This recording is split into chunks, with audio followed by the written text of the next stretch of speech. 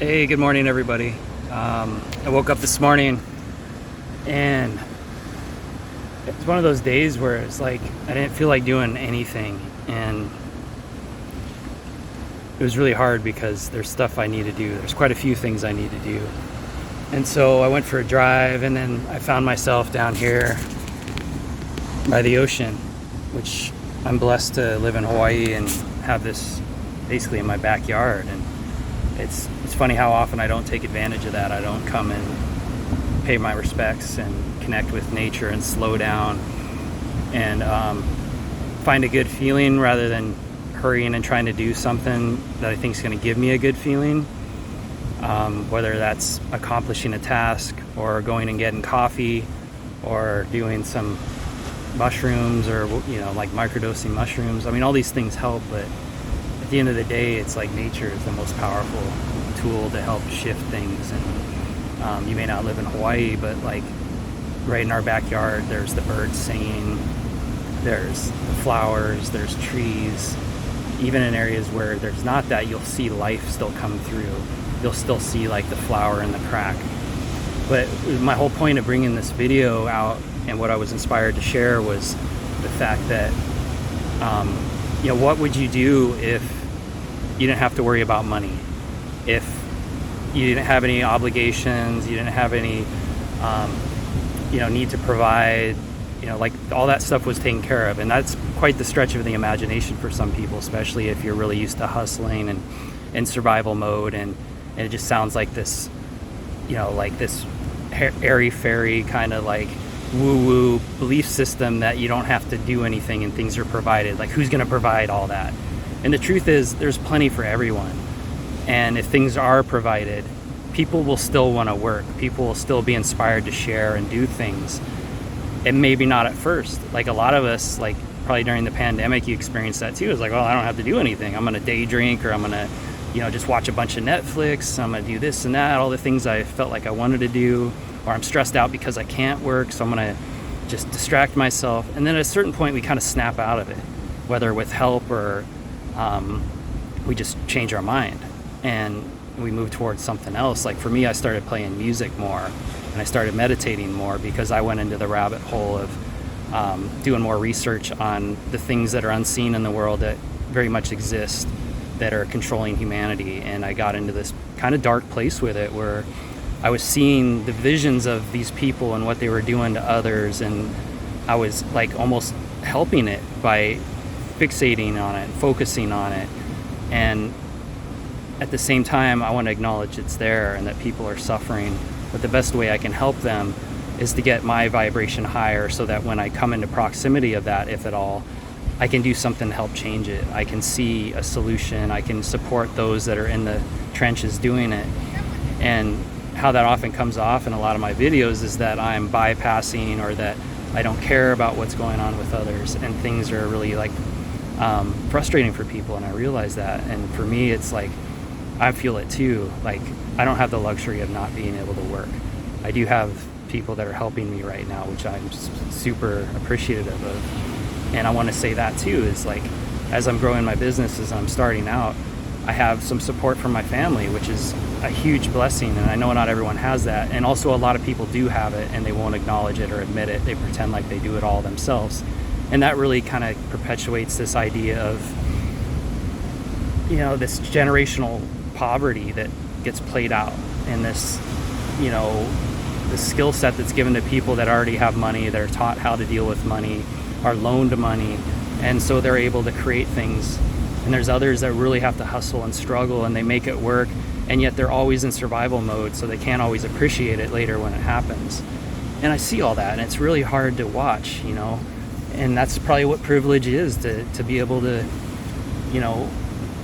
stop and reflect and look around rather than constantly having your head down, trying to get things done, trying to feed your kid, try to get to, your 3 jobs and all that stuff. I'm perfectly aware of that. And so it's my responsibility to, like, if I'm going to be living in Hawaii, if I'm going to be having support from family to help grow and create something, that I be in my best vibe possible when I do it. And that's what I was asking this question, is like, what would you do if you didn't have to worry about money? What would you like focus on, like what would you be inspired to do? And I probably nothing at first maybe, and then at some point it's like, well, I always wanted to do this. Like a lot of people wanted to be musicians, or a lot of people wanted to be dancers, or they wanted to create something, build and grow something. And that's beautiful, and that's the energy I realized I got to bring to everything I do.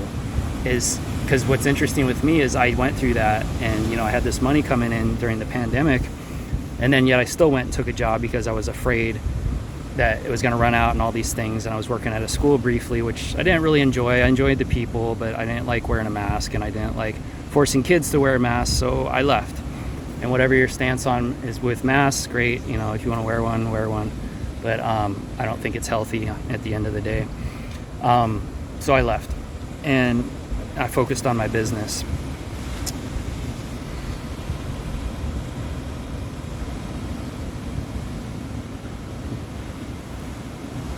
I always get a little off track with these sometimes.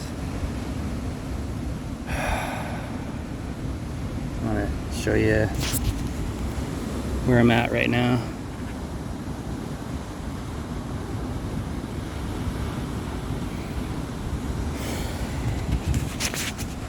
So my point is I'm doing what I love now. I get to do these Second healings, which are really fun for me. I see these huge healing shifts for people.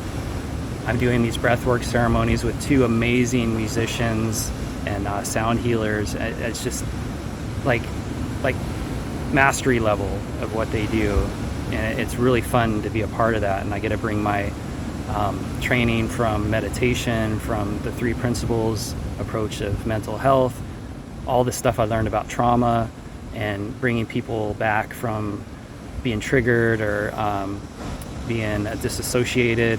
Like everything I learned in college, everything I learned in the Mankind Project groups, the Humankind groups, what I worked with shamans, like all these things are all coming together. And I'm like, wow, I see the value of this. It's not just breath work. I'm doing a lot of stuff here. And I couldn't really do it as well without my team, without my partners. And it's such an awesome thing. And yet I still have days where I'm like, I don't really want to do this, or I'm not doing enough in the world, or how am I going to pay all my bills doing this? And one guy even came to one of our ceremonies, and I said something about, man, I love my job. I love doing this. And the guy's like, you call this work? I'm like, yeah, I do. And that's what I'm doing. I'm doing more of this and more of this in the world.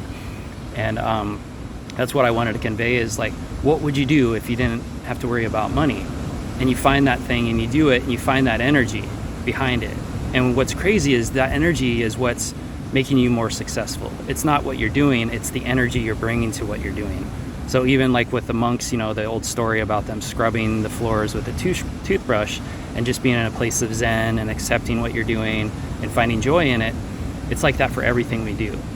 And so I find, even though I'm doing things I love, I'm not always in joy about it. I'm not always excited until the moment comes where I have a session or I'm getting ready for a session. It's like, I am excited about this. I do want to do this. But for me, there's this old habit of, I hate my job. I don't want to do this. There's not enough money. What do I need to do?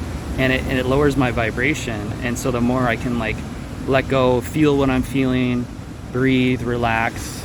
And then, on the days where it's even more intense, I come to nature. I go for a walk and I experience the harmony and the balance that is in nature. Whether that's just walking down the street, and going off into a side lot where it's, shady and wooded and just breathing and letting go, or come into the ocean and really getting blasted with these negative ions and, the positive ions, whichever it is, I forget. But it's good energy. That's what I want to share. What would you do? Please share with me, what would you do if you didn't have to work? What would you do if everything was provided?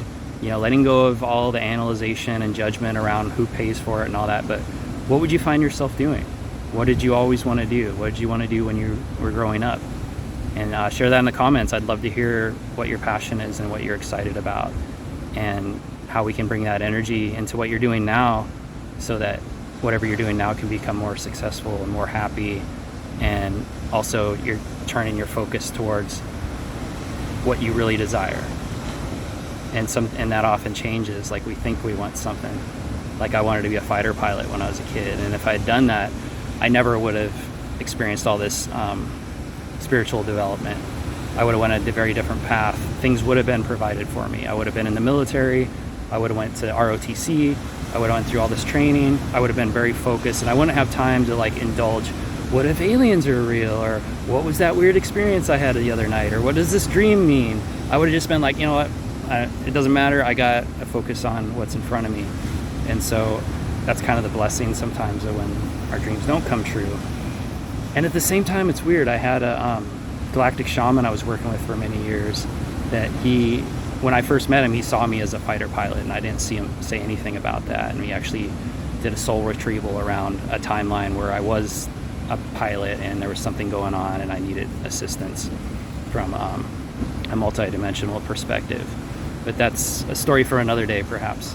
So that's what I wanted to share, is like finding that good vibe, finding that energy, like almost pretending like, what would I do if I didn't have to worry about money?